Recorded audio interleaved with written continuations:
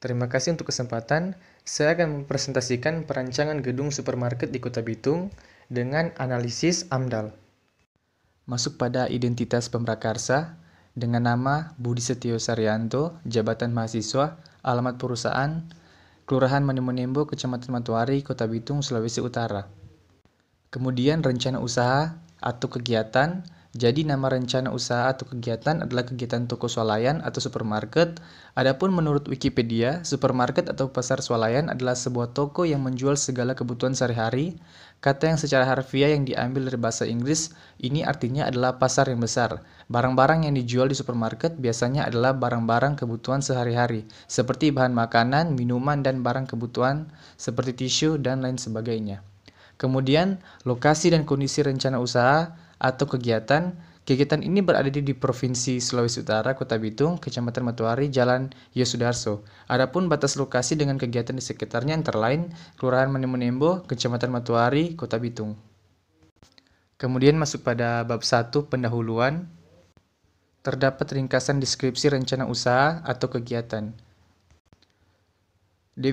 Definisi toko adalah bangunan yang digunakan sebagai tempat berusaha, tempat menjual barang dan jasa yang menghasilkan pendapatan bagi pemiliknya. Pengertian toko itu sendiri adalah salah satu public space yang dipergunakan sebagai tempat berbisnis yang sifatnya sendiri adalah sebagai aktivitas memajang, menyimpan, dan menjual. Juga sebagai area pertemuan antara pengusaha dengan konsumen yang mampu membuat keuntungan bagi pengelola maupun pemiliknya.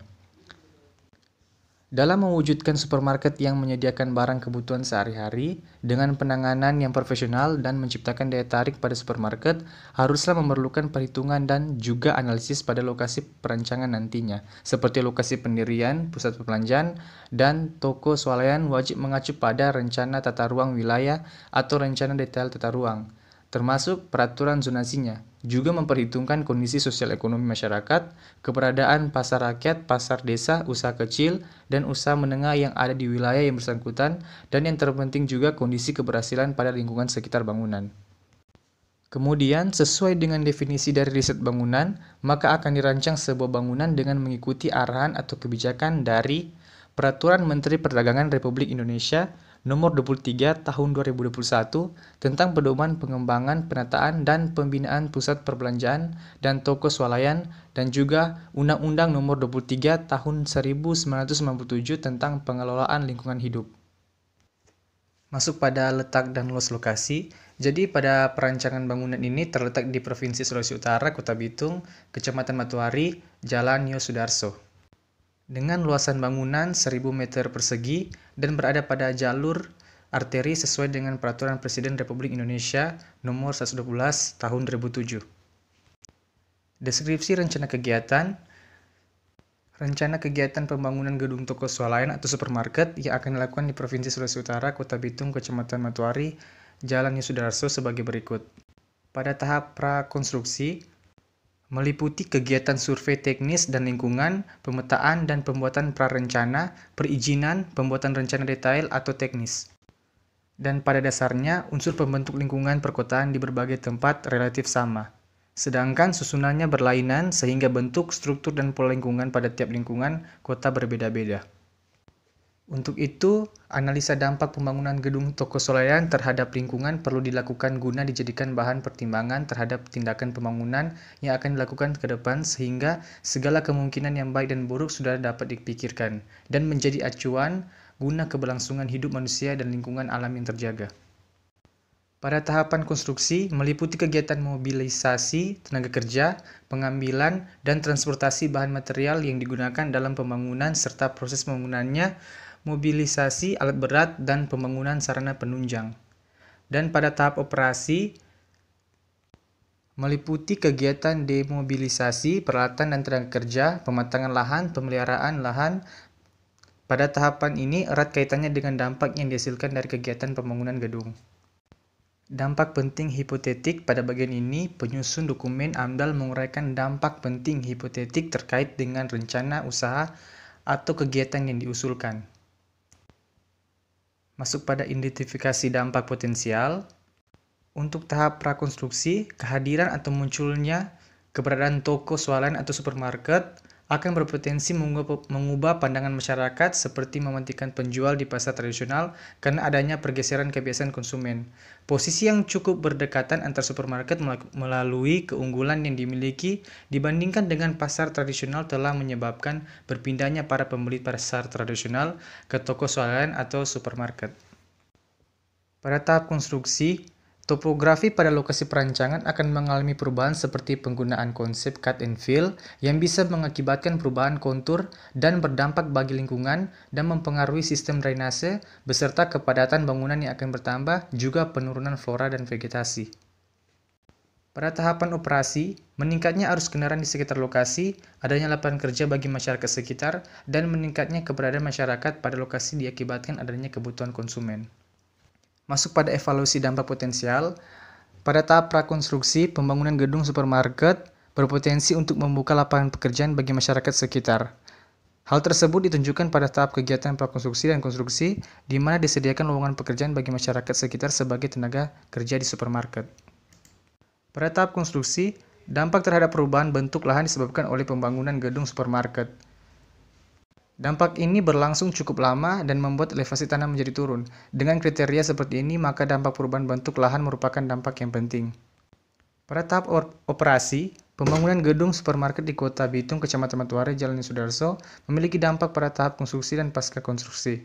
Hal tersebut ditunjukkan pada saat transportasi bahan material pembangunan gedung supermarket akan menambah kemacetan lalu lintas terutama di Kota Bitung. Kecamatan Matuari, Jalan Sudarso, memiliki pertigaan jalan protokol sehingga akan cukup mengganggu pola aktivitas akses kendaraan masyarakat. Masuk pada batas wilayah studi dan batas waktu kajian. Untuk batasan proyek, pembangunan gedung supermarket merupakan ruang di mana rencana kegiatan terletak yaitu di Kota Bitung, Kecamatan Matuari, Jalan Sudarso dengan luasan bangunan 1000 meter persegi. Pada batasan ekologis, pembangunan gedung supermarket ini meliputi batas yang masih dipengaruhi persebaran dampak melalui udara, tanah, ataupun air. Batas sosial yang terkena dampak dari kegiatan pembangunan gedung supermarket ini yaitu masyarakat sekitar proyek dengan cakupan wilayahnya seperti area terminal dan kampus. Batasan administrasi kegiatan pembangunan gedung supermarket ini sebagai berikut: Kecamatan Matuari, Kabupaten atau Kota Bitung, Provinsi Sulawesi Utara. Dengan batas waktu kajian kegiatan AMDAL, pembangunan gedung supermarket ini selama 2 tahun mulai dari kegiatan persiapan studi, pengumpulan dan analisis data sampai penyelesaian dan pengumpulan laporan hasil studi. Masuk pada bab 2, deskripsi lingkungan hidup awal. Masuk pada curah hujan dan hari hujan. Masuk pada suhu udara, kelembapan udara dan angin. Masuk pada kualitas udara dan kebisingan. Menurut data dari Badan Pusat Statistik Kota Bitung tahun 2013, terdapat 37 perusahaan industri besar dan sedang diantaranya 20 perusahaan merupakan industri pengelola ikan skala komersial dengan tujuan menghasilkan produk ekspor. Oleh karena itu, diperlukan suatu pengawasan dan penelitian terkait dengan hal tersebut berdasarkan data hasil pemantauan kualitas udara (AMBIN) dari Badan Lingkungan Hidup Kota Bitung tahun 2012 yang diukur di 6 lokasi berdasarkan parameter pencemaran udara. AMBIN dapat dilihat pada tabel. Masuk pada kebisingan. Salah satu sumber kebisingan adalah pembangkit listrik tenaga diesel. Di Provinsi Sulawesi Utara, Kota Bitung adalah kota terbesar kedua setelah Manado, kota pelabuhan terbesar kedua di kawasan timur Indonesia setelah Pelabuhan Makassar, dan kota industri yang berpotensi mempunyai tingkat kebisingan yang cukup tinggi. Masuk pada transportasi. Pada sekitar area lokasi perancangan pembangunan gedung supermarket terdapat bangunan terminal, di mana tingkat kepadatan kendaraan cukup tinggi di area tersebut dan dilalui oleh kendaraan angkutan kota. Masuk pada fisiografi dan geologi. Secara umum, wilayah Kota Bitung dan sekitarnya disusun oleh batuan vulkanik yang berumur kuarter yang terdiri atas lava, bom, lapilli, dan abu yang sebagian kecil ditutupi oleh endapan, yang terdiri atas pasir lanau, konglomerat, dan lempung napalan. Daya dukung dan kestabilan lahan suatu daerah untuk dapat memikul beban konstruksi ditentukan oleh morfologi permukaan lahan serta jenis dan tatanan material pembentuk lahan tersebut sebagai faktor internal di bawah pengaruh faktor eksternal seperti kondisi iklim dan budidaya atau penggunaan lahan. Masuk pada tanah, dilihat dari aspek topografis, keadaan tanah Kota Bitung sebagian besar berupa daratan di mana 45,06% berombak berbukit dan 32,73% bergunung. Masuk pada hidrologi dan kualitas air. Untuk air permukaan, meliputi aliran-aliran sungai yang melintas di wilayah Kota Bitung. Selain itu, ada beberapa lokasi mata air di Kota Bitung yang memiliki debit air yang cukup besar. Untuk air tanah, lokasi titik air tanah di Kota Bitung meliputi sebagai berikut. Masuk pada komponen biologi, jenis dampak yang akan dikelola adalah penurunan flora atau vegetasi. Terjadinya alih fungsi kawasan dari lahan produktif menjadi jalan. Sumber dampak adalah pembuatan jalan masuk, pembuatan base camp, pembersihan dan penyiapan tanah dasar, pekerjaan galian dan timulan, pembuatan sistem drainase, pekerjaan-pekerjaan invest, dan pembuatan fasilitas jalan. Komponen sosial ekonomi dan budaya, adanya lowongan pekerjaan bagi masyarakat sekitar sebagai tenaga kerja di supermarket. Dengan keberadaan supermarket di Kota Bitung, Kecamatan Matuari, Jalan Yosudarso, akan menambah kemacetan lalu lintas terutama di bagian jalan pertigaan di daerah kawasan terminal, di mana akan mengganggu aktivitas masyarakat sekitar karena kepadatan kendaraan. Di sekitar area lokasi perancangan terdapat terminal sebagai tempat pemberhentian sementara dan penyediaan kendaraan umum, dan ada juga tempat sarana akademik, yaitu kampus dan lapangan basket sebagai fasilitas untuk olahraga. Masuk pada bab 3, perakiraan dampak penting. Untuk besaran dampak, perancangan supermarket di Kota Bitung, Kecamatan Matuari, Jalan Yosudarso dapat menimbulkan dampak terhadap lingkungan hidup baik bersifat positif ataupun negatif, dan bersifat penting ataupun tidak penting. Besaran dampak penting diidentifikasi dengan menggunakan matriks Leopold yang telah dimodifikasi. Perakiraan dampak penting tahap prakonstruksi. Pada tahap prakonstruksi ini terdapat dua bidang yang terkena dampak, yaitu sosial ekonomi dan sosial budaya. Pada tahap bidang sosial ekonomi, pendapatan masyarakat terganggu, yaitu memiliki dampak yang ditimbulkan. Dalam kasus pembangunan supermarket di Kota Bitung, memiliki dampak yang ditimbulkan yaitu pada sosial ekonomi dengan komponen perubahan pendapatan masyarakat dan perubahan sikap masyarakat adalah 3 yang masih tergolong sedang dengan presentasi 40-60%. Perakiraan dampak penting tahap konstruksi. Pada tahap konstruksi ini, dampak terjadi pada semua bagian atau komponen. Pada komponen biologi terdapat dua komponen, diantaranya yaitu perubahan bentuk lahan dan flora atau fauna. Dalam kasus pembangunan supermarket di Kota Bitung, Kecamatan Matuari, Jalan Yosudarso, memiliki dampak yang ditimbulkan yaitu pada kedua komponen dengan nilai 2 dan 3 yang tergolong kecil dan sedang, yaitu dengan presentasi 20-40 dan 40-60% bersifat negatif karena secara tidak langsung akan merusak kondisi biologi. Sedangkan pada komponen sosial ekonomi, komponen perubahan pendapat masyarakat dan pulang bekerja dengan rata-rata nilai 4 pada mobilisasi tenaga kerja dan termasuk kategori besar yaitu 60-80% dan bersifat positif karena pada kegiatan tersebut akan membutuhkan lebih banyak tenaga kerja. Kemudian pada bidang sosial budaya pada komponen perubahan sikap masyarakat dan ketenangan masyarakat pada mobilisasi tenaga kerja dengan rata-rata nilai 4, 60-80%, dampak yang ditimbulkan dan bersifat positif. Dan masuk pada perakiraan dampak penting tahap operasi.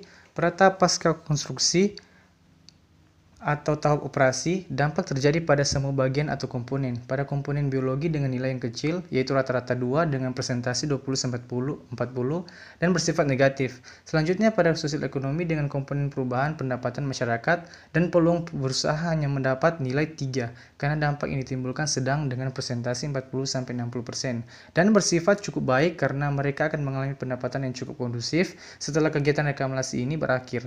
Selanjutnya untuk sosial budaya, yaitu pada komponen persepsi masyarakat mendapatkan dampak yang cukup besar dengan nilai 4 dengan presentasi 60-80% dan bersifat negatif. Masuk pada bab 4, evaluasi secara holistik terhadap dampak lingkungan. Telaah terhadap dampak penting. Pada bagian ini menguraikan hasil evaluasi atau telahan keterkaitan dan interaksi seluruh dampak penting hipotetik DPH dalam rangka penentuan karakteristik dampak rencana usaha atau kegiatan secara total terhadap lingkungan hidup. Berdasarkan hasil telahan berketerkaitan dan interaksi, dampak penting hipotetik dapat diperoleh informasi antara lain sebagai berikut. Bentuk hubungan keterkaitan dan interaksi DPH beserta karakteristiknya, antara lain seperti frekuensi terjadi dampak, durasi, dan intensitas dampak, yang pada akhirnya dapat digunakan untuk menentukan sifat penting dan besaran dari dampak-dampak yang telah berinteraksi pada ruang dan waktu yang sama. Kemudian komponen-komponen rencana usaha atau kegiatan yang paling banyak menimbulkan dampak lingkungan, dan area-area yang perlu mendapat perhatian penting. Hasil evaluasi dampak penting akan digunakan sebagai dasar untuk membuat arahan penyusunan rencana pengelolaan lingkungan hidup (RKL) dan rencana pemantauan lingkungan hidup (RPL). Masuk pada tahap prakonstruksi. Pada tahap prakonstruksi, kegiatan yang berdampak penting terhadap lingkungan hidup yaitu pengadaan lahan dan penerimaan tenaga kerja untuk tahap konstruksi. Kegiatan pengadaan lahan menimbulkan dampak negatif penting terhadap komponen sosial yang mata pencarian perubahan pendapatan, persepsi, dan sikap masyarakat. Kegiatan pembangunan toko swalayan juga atau supermarket akan meningkatkan kesempatan kerja di Kecamatan Matuari dan sekitarnya, di mana hal itu menjadi nilai positif untuk kesejahteraan masyarakat dan mengurangi tingkat pengangguran sehingga kegiatan rekrutmen tenaga kerja pada tahap konstruksi dengan proporsi tenaga kerja lokal diprediksi akan berdampak signifikan terhadap perubahan persepsi dan sikap masyarakat terhadap proyek yang bersifat penting. Masuk pada tahap konstruksi. Tahap konstruksi terdiri dari kegiatan mobilisasi, peralatan dan material, pematangan lahan dan penyiapan area kerja, pembangunan jalan, akses dan fasilitasnya, pelepasan tenaga kerja pada tahap konstruksi, dan penerimaan tenaga kerja pada tahap operasional. Mobilisasi material dapat dilakukan baik dari arah barat dari tapak proyek. Namun demikian, guna mengurangi dampak mobilisasi material, akan diarahkan melalui Jalan H. Tumundo untuk menghindari jalur kendaraan umum angkutan kota, kemudian langsung menuju pada tapak proyek. Pada perancangan nantinya, berencana membangun jalan akses dengan 2 jalur. Yang pertama berada di sebelah timur laut tapak proyek dan jalur kedua dari sebelah tenggara tapak proyek. Masuk pada tahap operasi. Pada tahap operasi, kegiatan yang berdampak penting terhadap lingkungan hidup yaitu kegiatan mobilisasi material beserta bagian konstruksi struktur lain pada bangunan. Kegiatan pada tahapan mobilisasi akan berdampak negatif penting terhadap gangguan aktivitas kendaraan angkutan kota dan kendaraan pribadi masyarakat. Meskipun demikian, gangguan diperkirakan akan terjadi terhadap jalur lalu lintas pada arah utara dan tenggara, di mana mobilisasi untuk pembangunan gedung proyek akan dialihkan aksesnya ke arah barat di Jalan H. Tumundo. Selain itu, pembangunan toko swalayan atau supermarket memberikan dampak positif penting terhadap peningkatan peluang usaha dan perubahan pendapatan. Masuk pada evaluasi secara holistik. Berdasarkan hasil evaluasi dampak secara holistik, menggunakan bagan alir terdapat dampak yang terjadi dalam ruang dan waktu yang sama, yaitu kemungkinan terjadinya gangguan kebisingan dan pola arus kendaraan sehingga dikategorikan sebagai dampak penting dan akan dikelola. Beberapa tahapan kegiatan juga mengakibatkan dampak yang terjadi dalam satu kesatuan ruang, yaitu kegiatan pematangan lahan, penyiapan area kerja, dan pembangunan fasilitas penunjang. Dampak tersebut berupa penurunan kualitas udara ambien. Berdasarkan kriteria evaluasi secara holistik, dampak penurunan kualitas udara ambien termasuk dampak tidak penting atau tidak dikelola. Selain itu, perubahan persepsi dan sikap masyarakat pada kegiatan pembangunan toko swalayan terjadi pada kesatuan ruang dan waktu yang sama pada tahap operasi. Oleh karena itu, dampak perubahan persepsi dan sikap masyarakat masing-masing dikategorikan sebagai dampak penting. Masuk pada arahan pengelolaan dan pemantauan dampak lingkungan hidup.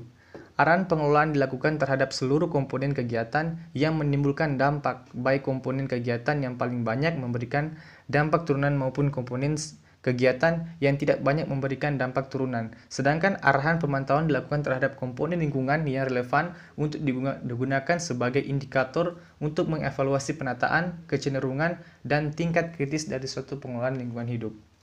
Kemudian pendekatan teknologi adalah cara-cara memanfaatkan teknologi yang sudah ada dan terbukti handal yang digunakan untuk mengelola dampak penting lingkungan hidup. Pendekatan teknologi difokuskan kepada pengelolaan kualitas udara, kebisingan, kualitas topografi, dan strategi pola kendaraan untuk permasalahan yang diakibatkan oleh kegiatan pada tahap konstruksi dan tahap operasi sehingga dapat menerapkan opsi pengelolaan terbaik. Masuk pada pendekatan sosial ekonomi. Pendekatan ini adalah langkah-langkah yang akan ditempuh oleh perancang dalam upaya menanggulangi dampak penting melalui tindakan-tindakan yang berlandaskan pada interaksi sosial dan bantuan peran pemerintah. Untuk itu akan melaksanakan sebagai berikut. Memprioritaskan penyerapan tenaga kerja daerah setempat sesuai dengan keahlian dan pendidikan. Kemudian melakukan penataan secara rinci terkait kepemilikan dan penguasaan lahan di area lahan yang dibebaskan. Dan menerapkan program tanggung jawab sosial fungsi bangunan yang merupakan bagian penting dari toko swalayan dalam menjalankan operasional agar tercipta masyarakat yang mandiri secara ekonomi serta mempercepat penciptaan atau peningkatan usaha. Kemudian melakukan evaluasi internal terhadap efektivitas komunikasi yang telah dibangun dengan masyarakat dan capaian program yang telah direncanakan dari kegiatan. Masuk pada pendekatan institusi. Persepsi masyarakat yang tumbuh di masyarakat saat ini adalah masih adanya sebagian ketidakpuasan masyarakat terhadap pembangunan yang disebabkan oleh berbagai faktor, serta kekhawatiran masyarakat terhadap dampak yang diakibatkan. Adapun upaya-upaya yang dapat dilakukan untuk menekan dampak negatif dan meningkatkan dampak positif, yaitu menciptakan jalinan kemitraan dengan pemerintah daerah dan dalam rangka meningkatkan perekonomian lokal dalam penciptaan peluang usaha baru untuk meningkatkan pendapatan masyarakat. Kemudian bekerja sama dengan pemerintah daerah melalui koordinasi dengan Dinas Tenaga Kerja dan Transmigrasi serta Dinas Sosial Kota Bitung terkait perencanaan dan implementasi program yang berbasis untuk kebutuhan masyarakat. Kemudian membangun dan menjalin hubungan komunikasi yang baik dengan para pemimpin atau formula non-formal, tokoh-tokoh masyarakat, dan stakeholder terkait lainnya, baik swasta, akademisi, pemerintah daerah maupun masyarakat. Kemudian melaporkan hasil penerapan Rencana Pengelolaan Lingkungan Hidup (RKL) dan Rencana Pemantauan Lingkungan Hidup (RPL) secara berkala kepada instansi terkait. Kemudian masuk pada kesimpulan kelayakan lingkungan. Penilaian terhadap aspek kelayakan lingkungan dari suatu rencana kegiatan dilakukan atas dasar pertimbangan bahwa keberadaan suatu proyek tersebut secara kumulatif dapat menimbulkan nilai manfaat yang lebih besar daripada nilai kerugian yang ditimbulkan, terutama ditinjau dari aspek lingkungan hidup setelah aspek teknis dan aspek ekonomi. Penentuan kelayakan lingkungan hidup atas rencana atau usaha kegiatan ini dilakukan dengan mempertimbangkan kriteria kelayakan berdasarkan Peraturan Menteri Negara Lingkungan Hidup Nomor 16 Tahun 2012 tentang Pedoman Penyusunan Dokumen Lingkungan Hidup. Masuk pada bab 5, RKL dan RPL. Rencana Pengelolaan Lingkungan Hidup (RKL) pembangunan toko swalayan atau supermarket di Kota Bitung. Masuk pada tahap prakonstruksi, di mana pada tabel berikut ini terdapat bagian-bagian atau golongan untuk menilai dampak lingkungan yang akan dikelola. Terdapat sumber dampak, indikator keberhasilan pengelolaan lingkungan hidup, bentuk pengelolaan lingkungan hidup, lokasi pengelolaan lingkungan hidup, periode pengelolaan lingkungan hidup, dan instansi pengelolaan lingkungan hidup. Dan pada tahap prakonstruksi terdapat 3 poin, yaitu dilakukan studi kelayakan untuk mendapatkan gambaran mengenai pembangunan. Yang kedua, melakukan permohonan izin lahan kepada masyarakat setempat. Kemudian kesempatan kerja dan peluang usaha. Masuk pada tahap konstruksi, terdapat 3 aspek juga, yaitu perubahan bentuk lahan, kemudian penurunan kualitas udara bersih, dan ketiga gangguan kesehatan. Masuk pada tahap pasca konstruksi, terdapat 3 aspek, yaitu penanganan bahan dan material bangunan, kemudian revegetasi lahan, dan pembayaran upah para pekerja. Masuk pada Rencana Pemantauan Lingkungan Hidup (RPL) pembangunan toko swalayan atau supermarket di Kota Bitung. Pada tahap prakonstruksi, terdapat beberapa aspek-aspek penilaian seperti dampak lingkungan yang dipantau, yang terdiri dari jenis dampak yang timbul, indikator atau parameter, dan sumber dampak. Kemudian bentuk pemantauan lingkungan hidup yang terdiri dari metode pengumpulan analisa data, lokasi pantau, dan waktu frekuensi. Kemudian institusi pemantau yang terdiri dari pelaksana, pengawas, dan pelaporan. Pada tahap prakonstruksi terdapat 3 poin dalam jenis dampak yang ditimbul. Yang pertama yaitu dilakukan studi kelayakan untuk mendapatkan gambaran mengenai pembangunan. Kedua, melakukan permohonan izin lahan kepada masyarakat setempat. Ketiga, kesempatan kerja dan peluang berusaha. Masuk pada tahap konstruksi, terdapat juga 3 poin pada jenis dampak yang timbul, yaitu perubahan bentuk lahan, penurunan kualitas udara bersih, dan gangguan kesehatan. Pada tahap pasca konstruksi, terdapat juga 3 jenis dampak yang timbul, yaitu penanganan bahan dan material pembangunan, revegetasi lahan, dan pembayaran upah para pekerja.